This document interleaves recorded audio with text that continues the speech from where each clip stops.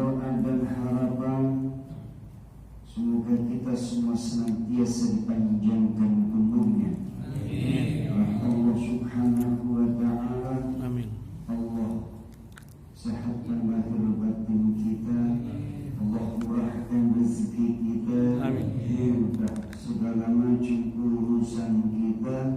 Taat ibadah kita kepada Allah subhanahu wa ta'ala. Amin ya rabbal alamin. Puji syukur alhamdulillah atas segala nikmat yang Allah curah limpahkan kepada kita. Salawat teriring salam kita sanjungkan kepada Nabi Agung, Nabi besar Sayyiduna wa Maulana Muhammad sallallahu alaihi wasallam beserta keluarganya. Ya, mengikuti tuntunannya dengan harapan kelak nanti kita mendapatkan syafaat untuk beliau. Amin ya rabbal alamin. Ya rabbal alamin. Ma'asyiral hadirin jamaah yang dimuliakan Allah. Kita awali talabul ilmi kita dengan membaca Al-Quran surah Al-Fatihah. Waridhaillah wa syafa'atu Rasulullah Sayyidina Muhammad bin Abdullah. والحضرة الخصوصية لتعرف البيان في فتح الإمام الشافعي تطلب الإمام يحيى بن عبد الخير بن سالم بن أسعد بن عبد الله بن محمد بن موسى بن عمران أنا عمرا ولمشايخنا مشايخنا ولأستاذنا والأستاذ أستاذنا نفعنا الله بهم من علومهم في الدارين. الفاتحة. أعوذ بالله الشيطان الرجيم. الحمد لله رب العالمين الرحمن الرحيم مالك يوم الدين إياك نعبد وإياك نستعين اهدنا الصراط المستقيم صراط الذين عليهم ولا الضالين. آمين. Subhanahu wa ta'ala. Masih pada kitabul janaiz, kitab tentang jenazah, bab hamlul janazah wa dafni, membawa jenazah dan menguburkan jenazah. Terakhir pembahasan kita keterkaitan dengan al-mustahab, disunnahkan, dianjurkan ayyakulah ke dalam kubur bismillahi wa ala millati rasulillah. Jadi sunnah kita berucap bismillahi wa ala millati rasulillah sallallahu alaihi wasallam, dengan menyebut nama Allah wa ala millati rasulillah, dan atas mengikuti tuntunan ajaran agamanya Rasulullah sallallahu alaihi wasallam.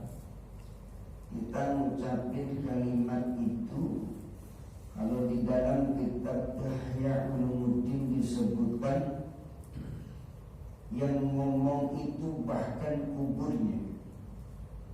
Ketika jenazah masuk ke dalam liang lahat, lubang liang lahat, kata kubur ngomong, wailaka ya bena Adam, celaka engkau wahai anak Adam. Pernah dengar kubur ngomong, Pak?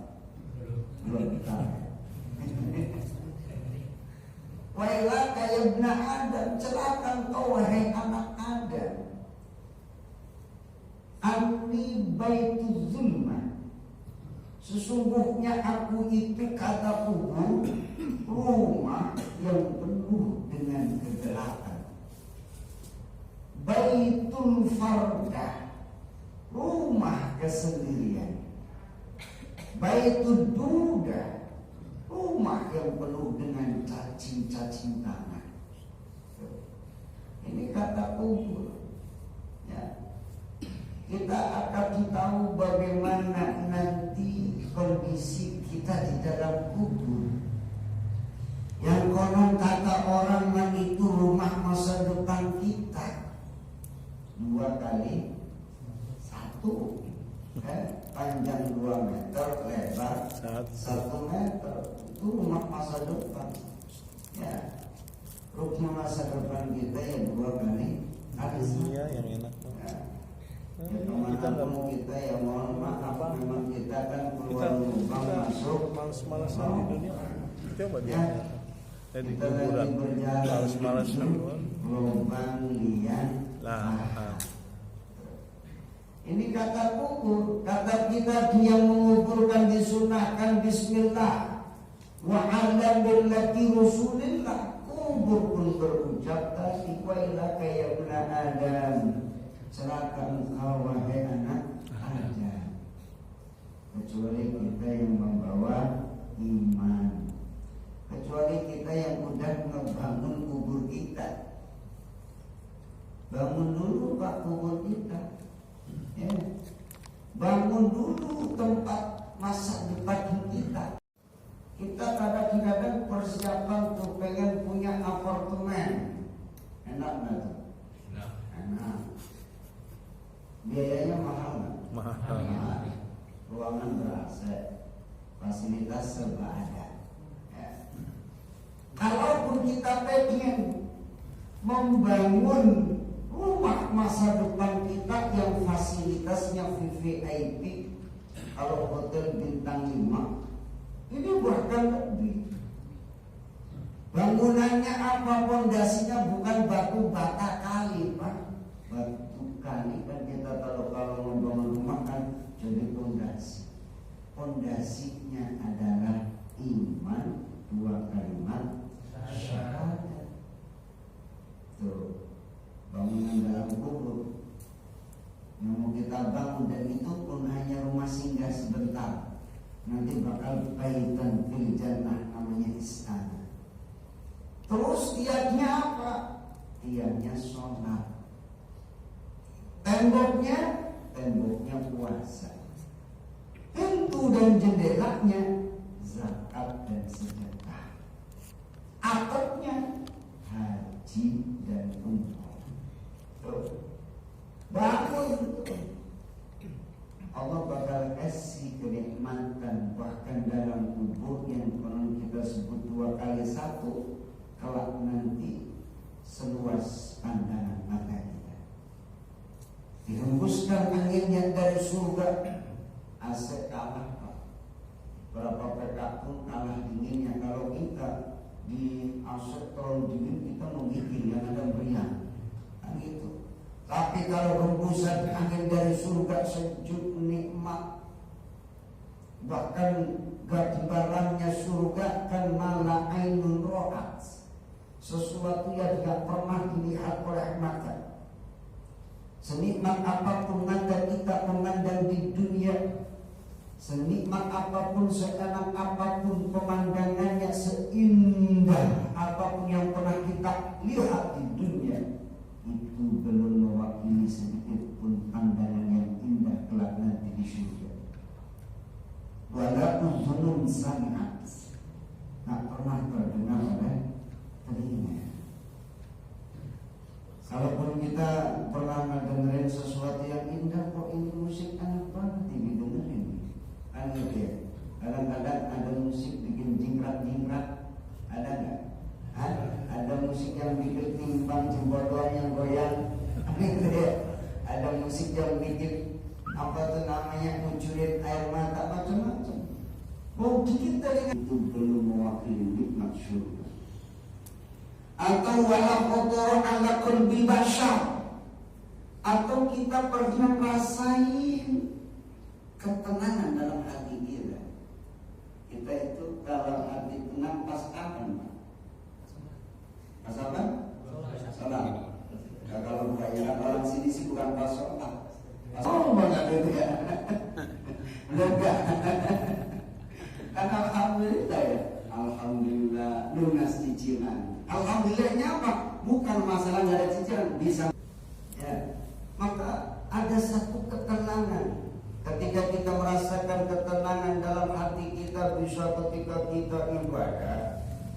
bisa ketika urusan-urusan dunia diselesaikan dengan baik, bisa kita terhindar dari bahaya, bisa ketika kita diberikan nikmat kesembuhan dikala kita sakit. Itu mungkin kita rasa nikmat. Tapi itu pun semua rasa itu belum mewakili ketenangan yang kelak akan kita dapatkan ketika kita berada di dalam surga. Makanya ketika kita masuk ke dalam kubur tadi, ya, yang kubur ngomong wailaka ya bani Adam, celakalah wahai anak Adam, engkau anak Adam manusia, anni baitul zulma, baitul farda, baitul fitnah. Ya, aku ini rumah kegelapan, rumah kesendirian, rumah yang penuh dengan cacing-cacing tanah, rumah yang penuh dengan fitnah. Soalnya tadi kita udah membangun, udah persiapin dulu tuh, batu batanya udah dicicil, usahanya udah dicicil dengan amal soleh, dengan amal soleh. Kenapa? Karena yang nanti akan ikutin mayit siap sebabul mayitan talata. Ikutin mayit itu 3. Apa saja? Abluhu wa maluhu wa amaluh. Keluarga, harta dan amal. 3 ikutin. Fayarji usman wa yabqa wahid. 2 balik yang tetap tinggal bareng dengan kubur. 1. Abluh, keluarga timbang antar doa sampai kubur, yang diantar bini suami kawin lagi. Betul Pak? Betul. Ya Allah.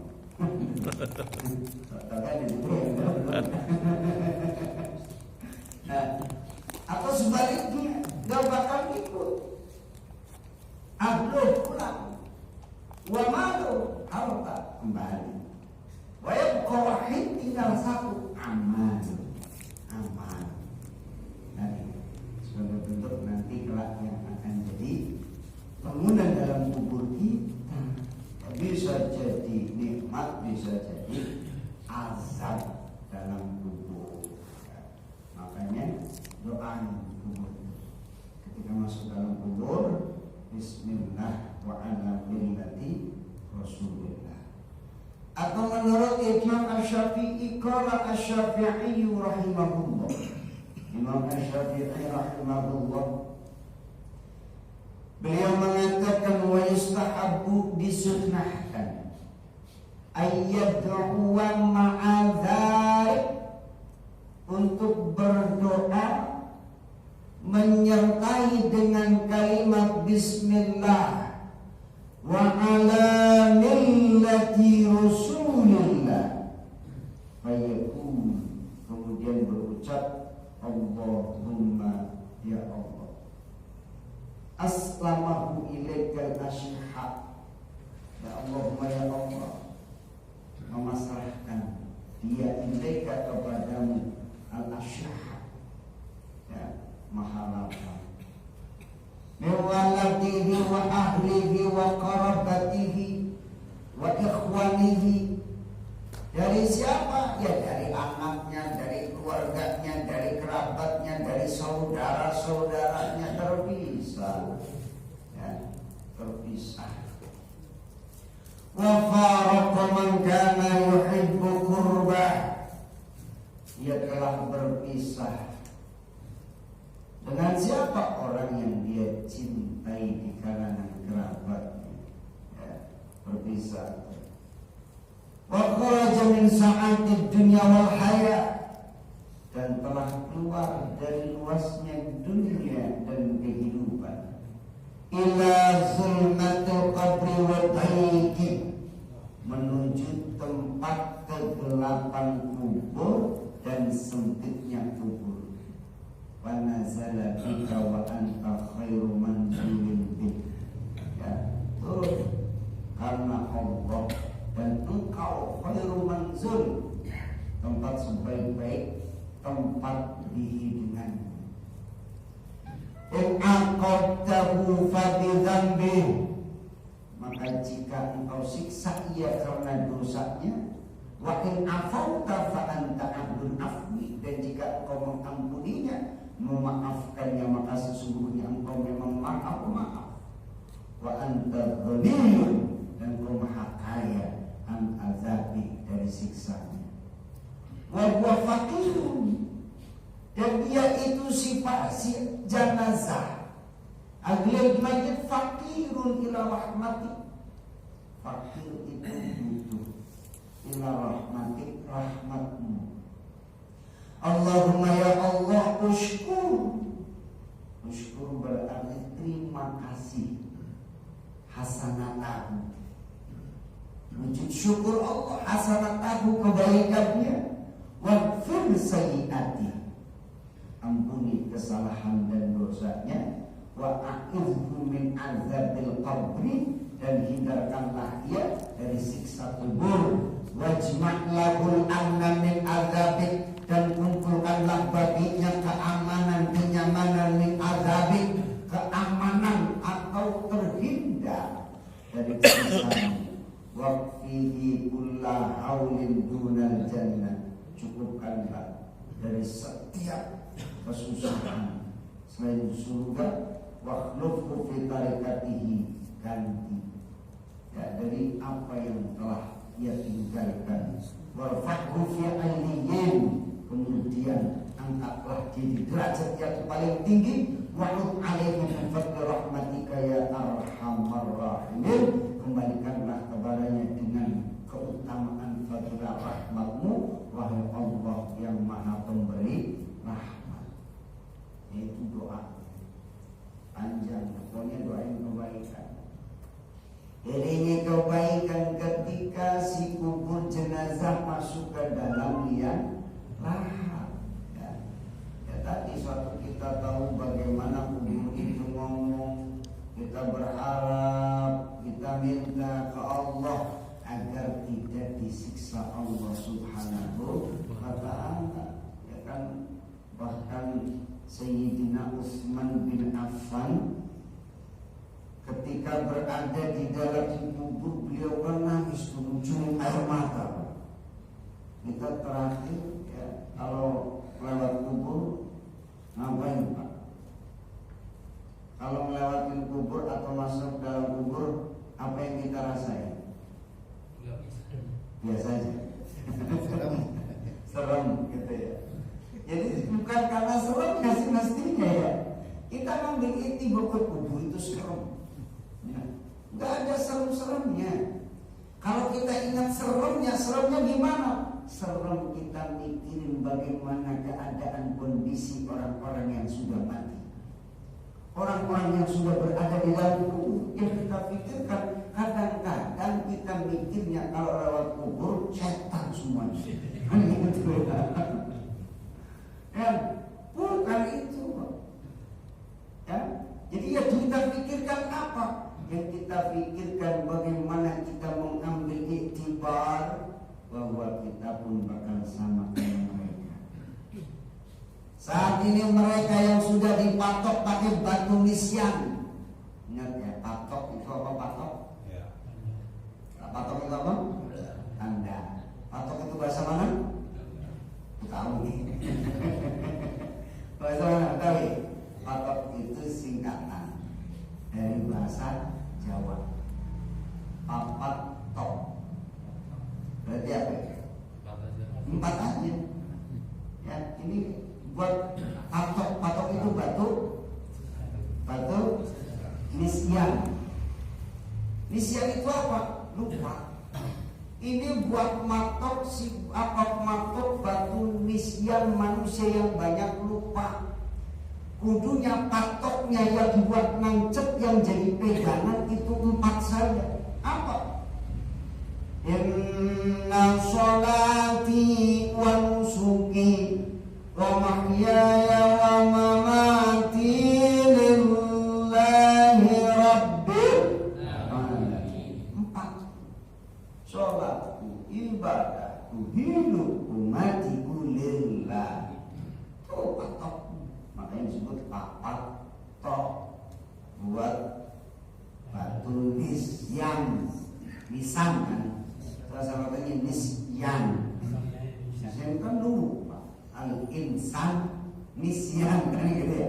Insan kan manusia, ya, mahalul khoto wan nisyan, tempatnya salah dan lupa. Itu jadi patok begitu.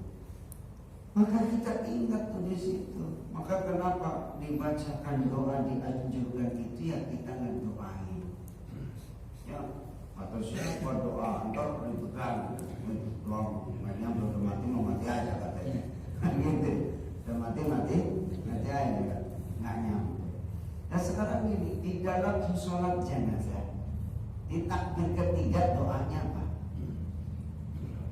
Allahumma ighfir lahu warhamhu wa'afihi wa'fu anhu. Allahumma ighfir lahu, ya Allah ampuni baginya, warhamhu rahmati dia, wa'afihi berikan maaf ampunan, wa'fu anhu ya. Itu kan minta pertolongan ke Allah, minta ampunan ke Allah, minta rahmat buat siapa? Buat si mayit. Itu ada dalam sholat. Kemudian dikatakan nggak nyampe dari mana? Kan gitu. Di dalam sholat saja sudah dikatakan ada doa mendoakan si mayit. Ya, itu di dalam sholat kita mendoakan si mayit. Kalau memang ada orang-orang yang punya keyakinan ngedoain orang yang sudah mati nggak nyampe, nggak usah disolatin. Ya, ngapain sholat? Itu nggak nyampe kan? Gitu. Kalau punya keyakinan itu.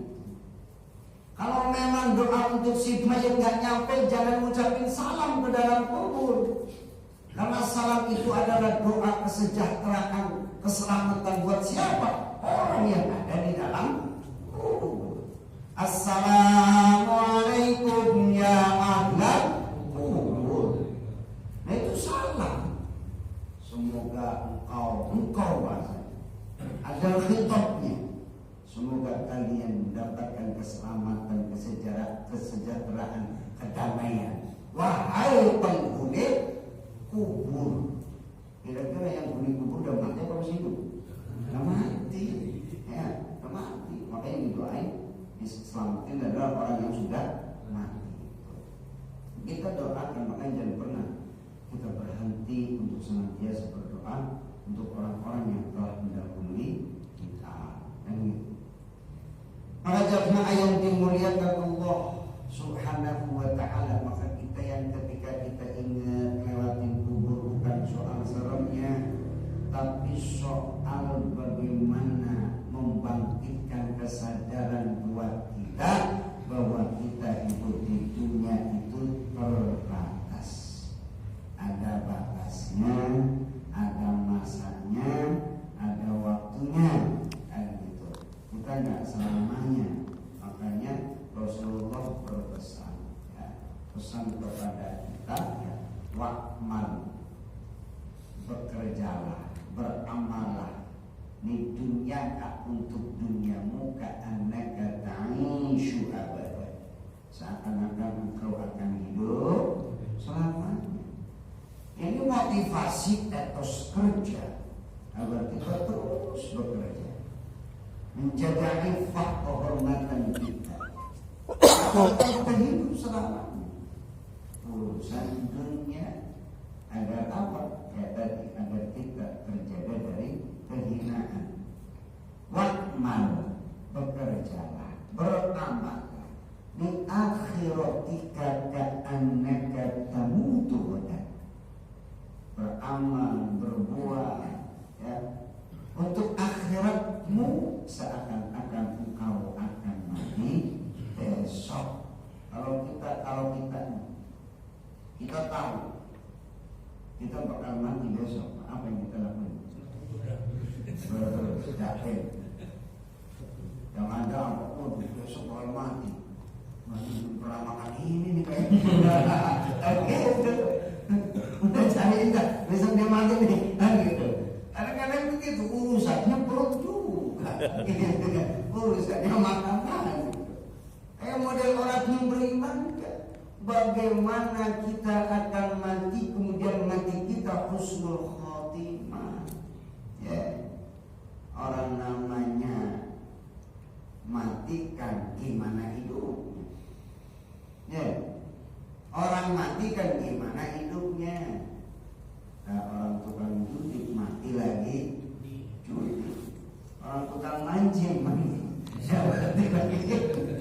Makanya orang mancing itu gak ada yang maju, Pak. Iya, cebur. Makanya udah cebur. Tuh, ya. Itu orang mati gimana hidupnya, orang hidup menentukan kematian. Nah itu ya, kita beramal untuk akhirat kita seakan-akan kita bakal mati. Sebelumnya itu menurut mempersiapkan diri kita. Makanya kenapa Sayyidina Utsman bin Affan ketika beliau berada di atas kubur, beliau nangis sejadi-jadinya. Kata Ummu Ali, kenapa engkau menangis? Lima tabki. Kenapa engkau menangis? Sedangkan ketika disebut tentang surga biasa, disebut tentang neraka engkau pun biasa. Tapi kenapa engkau ketika berada di atas kubur engkau menangis bahkan mengucurkan air mata? Apa kata Sayyidina Utsman? Bukankah engkau tahu bagaimana baginda Rasul bersabda, innal qabra awwalu manazil akhirah. Sesungguhnya kubur itu tempat transit pertama sebelum akhirat. Namanya tempat transit, terminal, tempat nunggu. Nunggu itu kadang jemuk, kadang enak, kadang kagak. Lebih banyak kagaknya kalau nunggu mah. Kalau orang nunggu matanya panjang, longok lagi, kelihatan dilongokkan itu panjang matanya. Maka di nunggu itu ya tadi bisa melelahkan, bisa ya biasa saja. Inna qabr awwalu manazilil akhirah. Kubur itu tempat singgah pertama sebelum akhirat. Kita dalam kubur, wa iyanju, kalau kita selamat dalam kubur, kemudian maka kehidupan setelah berada dalam kubur aisaru minhu. Wa ilam yanju wa ma ba'dahu asyaddu minhu. Tapi kalau dalam kubur udah diketik, udah dijejak, udah dipukul, lebih berat tak kelak nanti. Nauzubillah. Makanya itu yang jadi pikiran. Wa iyanju wa ma ba'dahu aisaru minhu. Kalau selamat dalam kubur maka setelah kehidupan lewatin alam kubur itu lebih mudah. Tapi kalau dalam kubur sudah berat, sudah disiksa, wa ma ba'dahu asyaddu. Kalau lewatin kubur ngerem kita yang mau wasiat kita bakal mati. Lewatin kubur lagi ingat umur.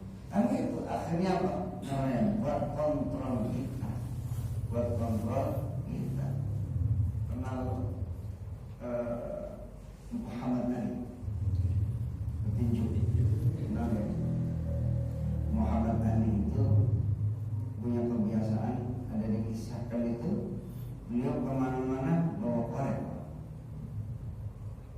kemana-mana bawa korek, bukan rokok ya. Kalau saya mungkin pantas bawa korek, Muhammad Ali enggak bawa korek kemana-mana banyak. Muhammad Ali petinju legendaris. Kenapa? Buat apa tuh korek? Jadi kalau satu waktu ada dorongan syahwat untuk maksiat, bakar tuh tangannya, buat membakar tangannya. Biar apa? Ingat ini loh panas korek api yang di dunia saja begini, apalagi panasnya api. Nanti kalau ada dorongan syahwat buat maksiat, bakar kaki tangannya. Biar apa? Ngingetin. Jadi pengingat, jadi itibar. Sama seperti kita ketika kita melihat kubur begitu, ingetin kita. Mengambil hak orang, ya Allah, hak orang apa sih? Nilainya cuma seberapa, dimakan jadi kotoran, nikmat tidak seberapa nikmatnya. Yang ada orang tersiksa dengan kezaliman kita. Ya, jadi ingetin.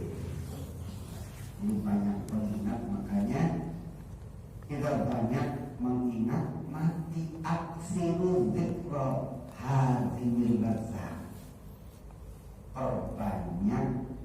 ingat akan penghancur segala kenikmatan.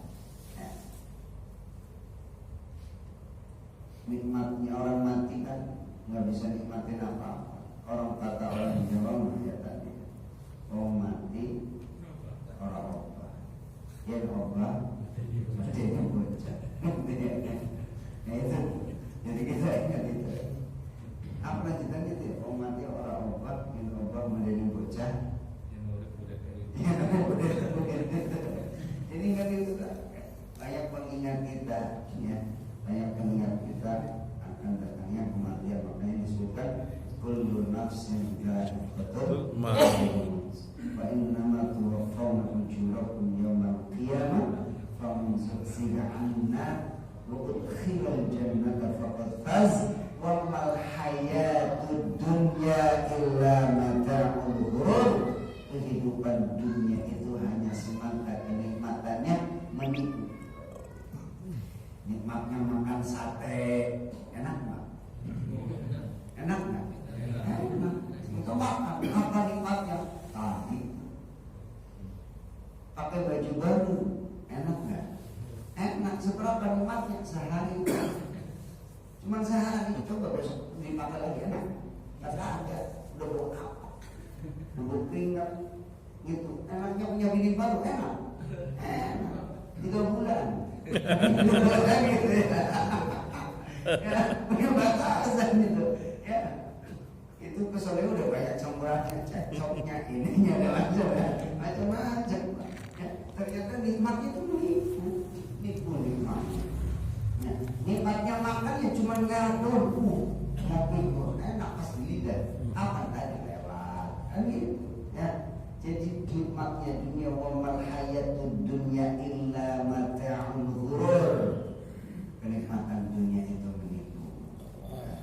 Kenikmatan dunia itu menipu. Makanya kita siapin diri dah.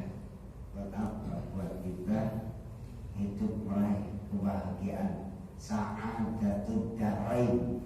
Bahagia di 2 kampung. Dari dunia ke darul akhirah. Kampung dunia, kampung akhirat. Jangan ayat ini muliakan Allah. Wa mustahabu dan disunnahkan ayat doa ala jambihil aiman, tidur miring. Ya, liqaulihi sallallahu alaihi wasallam izan nama ahadukum wal yatasawwad yamina. Ya, jadi kalau salah satu di antara kita tidur, ya tawassad yamina, miring tuh dibuat jadi bantal. Tidur miring mutajian, ngadep kiblat. Tidur kita tidurnya Rasulullah, ya itu posisinya sama seperti ketika posisi manusia diletakkan di dalam yang lahat. Biar kita ingat, ya kalau kita lagi tidur mau tidur kita ingat. Ketika kita tidur saat itu yang mengingatkan kita kembali kepada Allah. Ya, inna lillahi wa inna ilaihi raji'un. Ya, ini latihan tuh istiqbalul kiblat. Jadi ngadep ke kiblat. Kalau kita tidur baca doa apa? Hafal kan doanya? Hafal. Cuma kadang-kadang gak perlu baca ya. Sange nelangnya blok kenambang kau telok nembang mohon gitu ya. Tuh kadang-kadang gitu.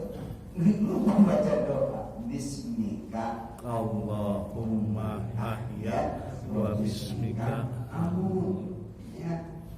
Jangan lupa baca ayat kursi juga.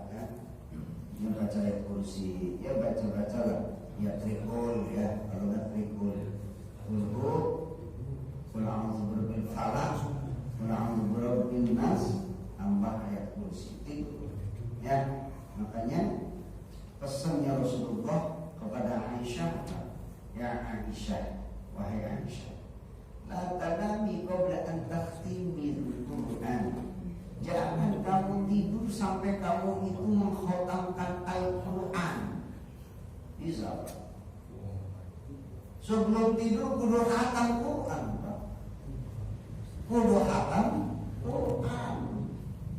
Kata Aisyah, ya Allah, kapan tidurnya? ilmunya. Hatamin Quran dulu ke 30 juz 114 surat. Kapan tidurnya? Maka kata Rasulullah, ya sebelum tidur baca surat Al-Ikhlas 3 kali.